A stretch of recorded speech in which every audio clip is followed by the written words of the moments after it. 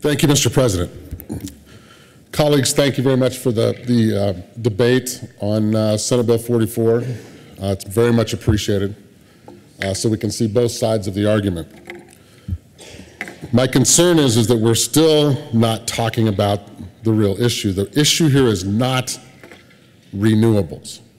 It is not the fact that Colorado hasn't done something to lead the nation. It's not about the fact that we've created some jobs doing so. It's not about any of those things. What it is about is the fact if we push the envelope based on the data that's provided worldwide, that it creates a vacuum which hurts jobs and hurts ratepayers. We only have to look to the state of California to see what's happened in the state of California. Just to give you a quick short list of companies that have moved jobs out of California because of these problems: Intel, Adobe, Toyota, Abraxas, LegalZoom.com, Northrop Grumman, Red Barn, Structured Products, Ammonox, Dytech, Edwards Life Sciences, Facebook, one of our favorites, and Rockwell Collins. Those are companies that have moved from the state of California because they can't afford the costs anymore. That's what we're trying to avoid in the state of Colorado. Do we want something like that to happen here? Do we want companies in Colorado to say, wow, our energy costs are so high that we're moving on, we'll see you, we're going to Texas, we're going to Oklahoma. We're in a business here, a business of creating jobs and revenue for the people of the state of Colorado. That's what we do. So we're in competition with Texas, New York, Louisiana, many other states, to keep companies coming here, to create jobs. Now, I'm sure some folks could come up here and say, wow, we've done a great job. Yes, we've done a great job apparently on the Front Range of Colorado. The west of the Continental Divide is a whole nother world, a whole nother world. Empty businesses, empty homes, foreclosures at all-time highs, bankruptcies at all-time highs. I don't see that on the Front Range of Colorado. I'm missing something here. I'm missing something. Again, this is not about renewables. It's about whether we're pushing the envelope too far, and do we need to correct that policy so we don't make a mistake. We can learn from our friends. We can learn from our folks in California.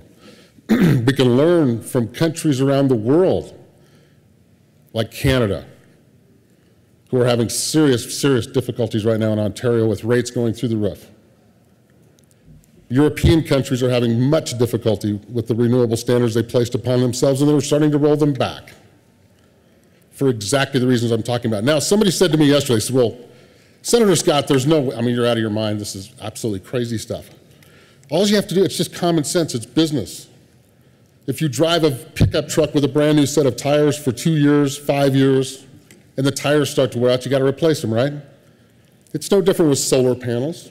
If you go 15, 20 years, guess what? You get to replace them. Therein lies part of the problem. Power plants wear out, we got to replace them. There's cost involved. And what's happened in other parts of the country is they're figuring this out because the technology has not really gotten cheaper. The subsidies have gotten higher, of course, but the cost of the product has not gotten that much cheaper. Now, this takes us to another level of discussion of what we do. How do we legislate jobs? How do we go forth and say, we are going to legislate 200 jobs for the city of Arvada? We're going to legislate 500 jobs for the city of Sterling. We're going to legislate 1,000 jobs for the city of Grand Junction. How do we do that? We can't. We do not have the power to create a job. We are government. Government does not create one job. Now, we can act like we are. We can get all excited about some program and say, wow, if we throw something like a benefit or something like money or whatever you want to do and throw it at a community or throw it at people and say, hey, there you go. That's a feel-good measure. It does nothing but create bureaucracy. It doesn't solve the problem. We can solve the problem by reducing mandates, We can solve the problem by reducing regulations and getting out of the way of private citizens.